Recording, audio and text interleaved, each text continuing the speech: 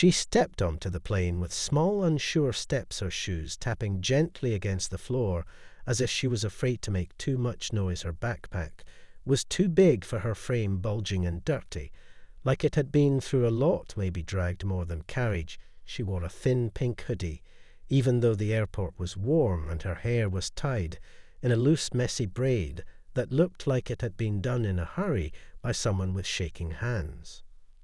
Her name was Emily, she told the woman at the gate with a soft voice, and when the scanner beeped she jumped slightly. The woman smiled and handed the ticket back, and Emily nodded, but didn't say thank you. She just turned and walked down the jet bridge with her eyes glued to the floor. On the plane, the world seemed louder. People were arguing over overhead bins, babies were crying, flight attendants giving instructions, and somewhere in the middle of all that, Emily found her seat near the window. She climbed in quietly, tucked her backpack between her legs, and looked out, not at the sky, not at the wing, but at the gate, like she was waiting for something or maybe someone. The flight attendant assigned to that section, her name was Darla. She had worked with the airline for nearly 15 years and seen almost everything: people trying to sneak pets, onboard people having panic attacks, even a proposal once. But what she saw in that little girl set off a quiet alarm in the back of her mind. It wasn't that Emily was traveling alone, lots of kids do it. It was how still she sat, how tightly her hands gripped the straps of her backpack, how she flinched when someone opened the overhead bin above her, like she thought something was about to fall. Darla approached slowly, crouched beside her with the kind of voice she used when talking to nervous passengers. She asked if she needed help with anything. Emily shook her head no. Darla asked where she was going. Emily said to visit her aunt in Colorado. Her voice cracked on the word aunt, and her lips trembled just a little. Do you have her phone number? Darla asked gently. Emily paused, and then said she didn't remember. She had it written down somewhere in her bag. She would find it later when they landed. Darla smiled and walked away, but her mind was already racing. Something about the girl didn't feel right. Kids forget things, sure, but they don't usually forget who they're visiting or how to reach them. She decided she would watch a little longer, see if any adult came to check on her before takeoff. 15 minutes passed. The doors were closing, the seatbelt sign lit up, and still no one came for Emily. She didn't fidget, didn't ask questions, didn't even look around. Just sat still, frozen and waiting. Darla picked up the phone that connected to the cockpit and asked for a supervisor to meet her at the front of the plane. Something wasn't adding up, and she wasn't going to ignore her gut this time. The cabin door was just about to seal shut when Darla stepped out into the jet bridge, her hand raised, signaling for a delay. The captain gave her a quick nod through the narrow window, and the crew exchanged curious glances, but no one asked questions, not yet. She walked back to Emily's row, her heels silent on the carpet, her expression calm but serious, and she crouched again, this time lower, like she was about to tell the girl a secret. Emily, sweetie, I just need you to come with me for a minute, she said, her voice gentle like warm water. Emily stared at her, eyes wide, her hand already clutching her backpack tight enough to turn her knuckles white. Am I in trouble? She asked, her voice dry like someone who hadn't spoken much all day. No, Darla answered quickly, but we need to ask a few things just to make sure everything is okay. Passengers nearby began to whisper, low hums of curiosity mixed with concern. A woman in the aisle across leaned to watch over her glasses as Emily stood up, slow, as if each movement had to be measured, calculated. She followed Darla toward the front of the plane, head low, the way someone walks when they don't want to be remembered. In the terminal, 2 airline staff members waited beside a security officer whose badge gleamed under the harsh fluorescent lights. They smiled at Emily, tried to make it all feel safe, but her shoulders stayed tense, her grip on the backpack never loosened. Darla stood just behind her, giving a quiet nod to the officer before stepping back. The questions started simply, what is your full name, where are you going, who packed your bag? And each time Emily answered, but something was always just slightly off. A pause too long, a sentence cut short. She didn't know her aunt's last name. She didn't have a phone number. She didn't even seem sure what city her aunt lived in. The officer crouched down, now eye level with her, and asked if her mother had brought her to the airport. Emily hesitated, and then said yes. But she couldn't remember what car she drove, or where they parked. She said her mom cried before dropping her off, but wouldn't explain why. The officer exchanged a look with Darla, and then asked if they could look inside her backpack. Emily froze for a second, then slowly opened it. The zipper dragged loud in the quiet room. She pulled out a book, a crumpled snack wrapper, a change of clothes, and then stopped, her hand hovering over a folded piece of paper tucked in the inner pocket. "What is that?" the officer asked. Emily didn't speak, didn't move for several long seconds. Then, without a word, she handed it over. The officer unfolded the page. The writing shaky, rushed, the ink smeared, as if someone had written it through tears. Darla watched his face change. As he read, his jaw tightening, his eyes narrowing, and then softening. He looked up and said quietly, "We need to stop this plane now." The officer held the letter gently, like it might fall apart in his hands, and for a long moment no one spoke, not even Emily, who now stood staring down at the floor, like she wanted to disappear. The silence in that room grew thick. Even the humming of the airport outside seemed to fade. Darla shifted her weight from one foot to the other, trying to read the expression on the officer's face.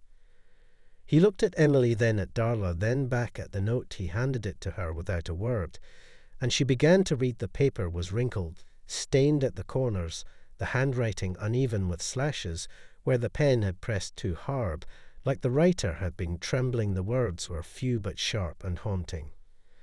"Please, whoever finds this, please help my daughter. Emily is not safe with her father. I have no other choice. He is coming for her. He said he would take her no matter what. I am sending her to my sister. Do not let him find her. Please do not trust anyone."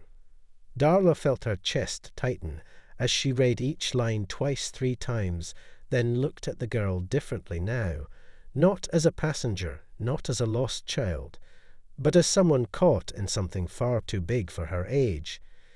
The officer asked Emily again, gently this time, "Did your father know you were getting on this plane?"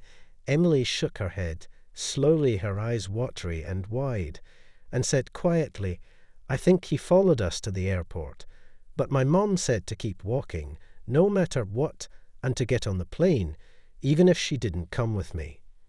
Darla closed her eyes for a moment, letting that sink in, and when she opened them she was already walking to the radio on the desk, calling the gate. The flight had just begun to taxi, and she requested an immediate stop. The pilot responded with confusion, but complied. The plane would return to the gate in 10 minutes. 10 minutes where anything could happen, 10 minutes that now felt like a gamble. Emily sat down in one of the airport chairs, too big for her frame, and pulled her knees to her chest, like she was trying to disappear into herself. Darla sat beside her, not saying much, just close enough to let her know she wasn't alone. The officer spoke quietly into his radio, asking for local police to meet them at the terminal and to watch all entrances for a man matching the description they had barely pieced together from Emily's whisper. Time passed slowly. Every second felt like it was stretching, waiting for something to snap, waiting for a door to slam, or a voice to shout, or a shadow to appear from the crowd. Outside the terminal window, the plane that once carried Emily was now returning its nose, turning slowly back toward the gate, as passengers inside stared in confusion, and the world outside held its breath. And Emily, still clutching her backpack, whispered something too soft to hear. But Darla leaned closer and asked her to say it again. "He said he would come for me," she repeated. "And I think he already did." The hallway outside gate 17 felt colder now, as the police arrived, quietly dressed in plain clothes. No lights, no sirens, just soft steps, and sharp eyes scanning every shadow. Darla stood beside Emily, still seated in that same chair, small and still, and tired, her arms wrapped around her backpack, like it held the last safe thing she had in the world. The officers asked her again about her father, about what he looked like, what he might be wearing.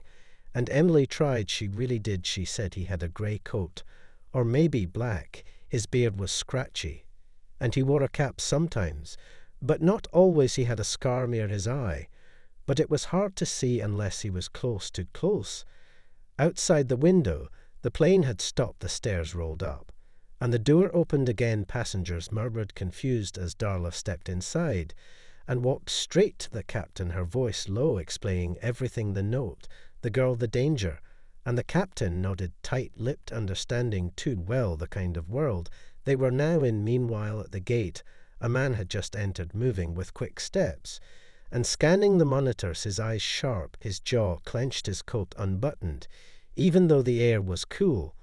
And one of the officers noticed him right away, not because he was shouting, not because he was frantic, but because he wasn't. He looked like someone pretending to blend in and doing it too well.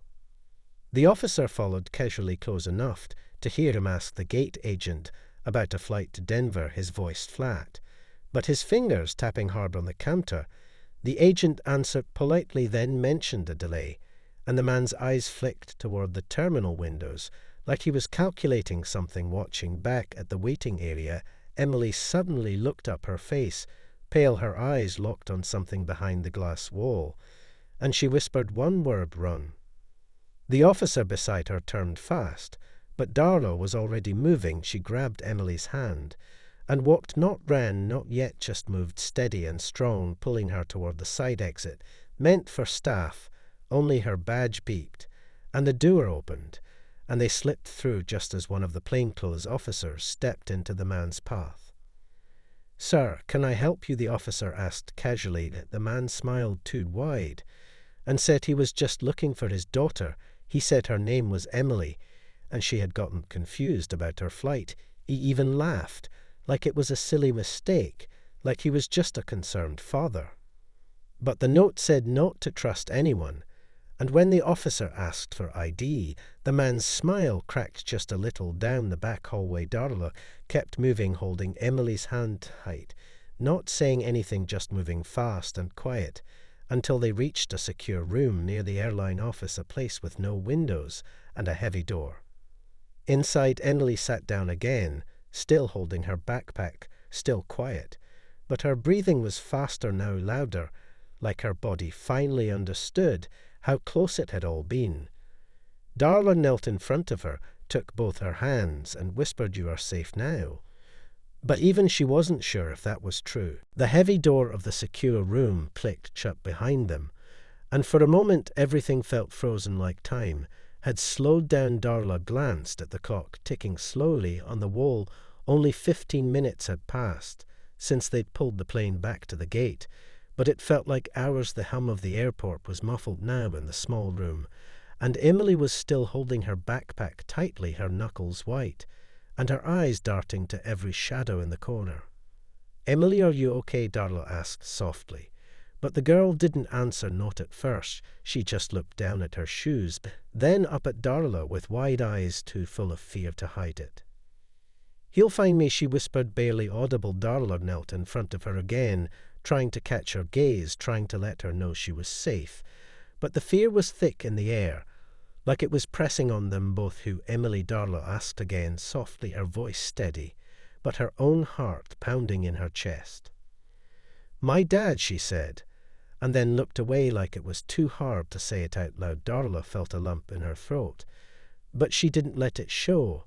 The officer outside had just gotten back to Darla's radio and told her they had ID'd the man at the gate. They had run his description through the system and found nothing. It was like he didn't exist.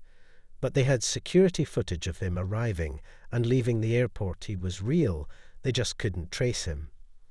Emily looked up now, her face full of confusion and fear. She was breathing fast now, her chest rising and falling like she couldn't catch her breath. "What happened to my mom?" she asked, her voice shaking. Her mother had sent her away, told her to get on the plane, even when she didn't want to go, even when she didn't understand why. She just knew her mom had been scared, and now Emily was scared too. But she didn't understand why. Not really. Darla bit her lip and looked away for a moment, trying to gather her thoughts. They couldn't tell her everything, not yet. Not until they knew more, not until they could protect her. "We're going to keep you safe now," Emily Darla said finally, her voice full of warmth and steadiness.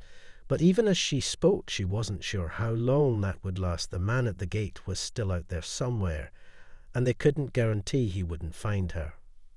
A knock on the door interrupted them, and Darla stood up quickly, her heart racing again. One of the officers stepped inside, his face serious. "We have a lead," he said, his voice low and urgent. "We need to move fast."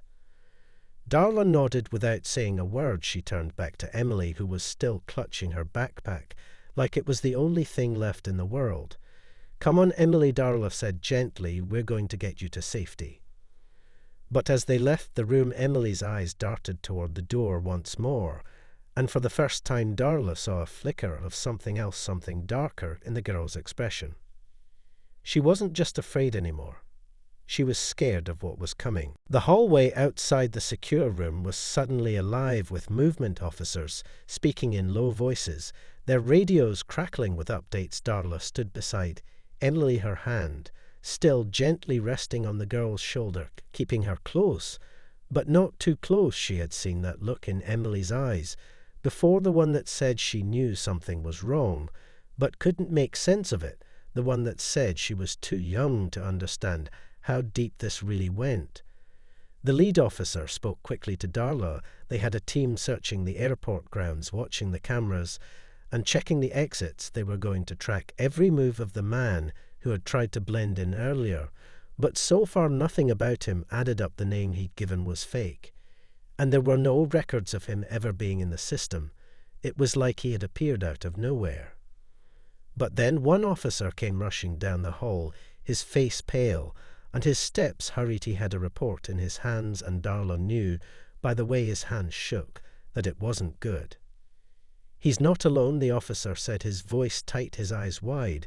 "They just spotted him with a woman, the same description as before, but this time she's with him, and they're heading for the exit." Darla's heart dropped. She turned to Emily, whose face had gone even paler, now her eyes darting around the room like she was looking for an escape route, even though there was nowhere to go. "Emily, stay close," Darla said quickly, but the girl was already pulling away, her hands shaking, and her breath quickening. She looked toward the door, as if she was about to bolt, like something inside her knew this wasn't just a mistake anymore. It wasn't just a lost child anymore. "There's no time," Darla said, her voice firm. She moved fast toward the door, but she could feel Emily's panic spreading like wildfire in the small room. Darla moved toward the control desk, calling for backup. The officer from earlier, who had been watching the cameras, was already at the terminal, frantically typing in commands, his fingers flying across the keyboard, searching for something, anything to give them a lead. They found her, Mom. Darla thought for a split second, and then realized it wasn't just her mom. It was the woman with the man from before, the one who had said she was looking for her daughter. But the woman was lying too. The officer cursed under his breath when he pulled up a new video clip from security footage showing the man and the woman walking together toward the east exit. The camera angle caught them just as they turned to walk out the door. "We need to move now," the officer said to Darla, his eyes urgent. She could feel the tension thick in the air, like it was about to break. But before Darla could say anything, Emily's voice rang out across the room. "They're going to take me, aren't they?" she asked, her voice trembling, and her hands trembling as she clutched her backpack even tighter, like she could hold it together with sheer willpower. Darla kneeled down in front of her and spoke softly. "Emily, you're going to be okay. We're going to stop them."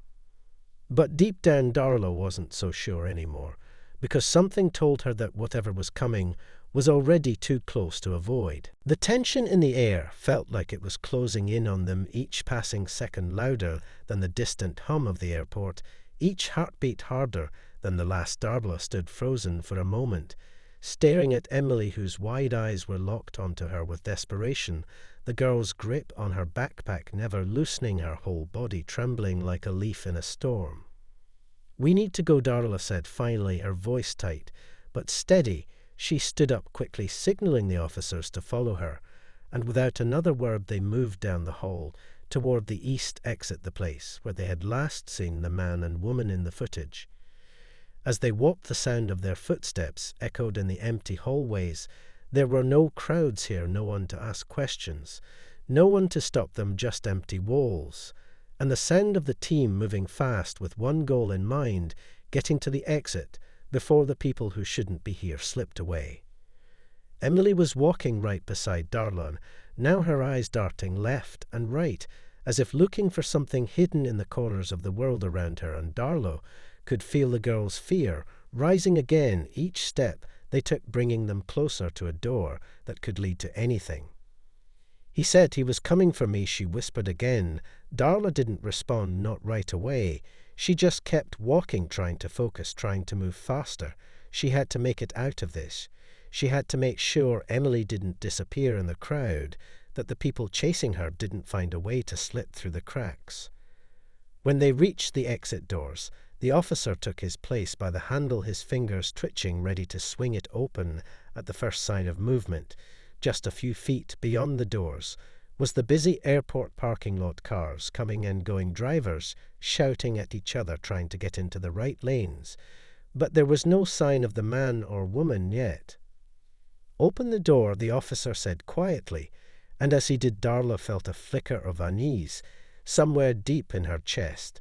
The door swung open slowly, and she stepped out first, scanning the parking lot for any sign of danger, but nothing stood out, not at first.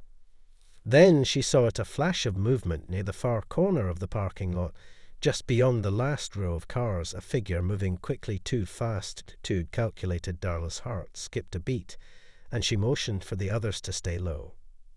"He's out there," she thought. "He's coming."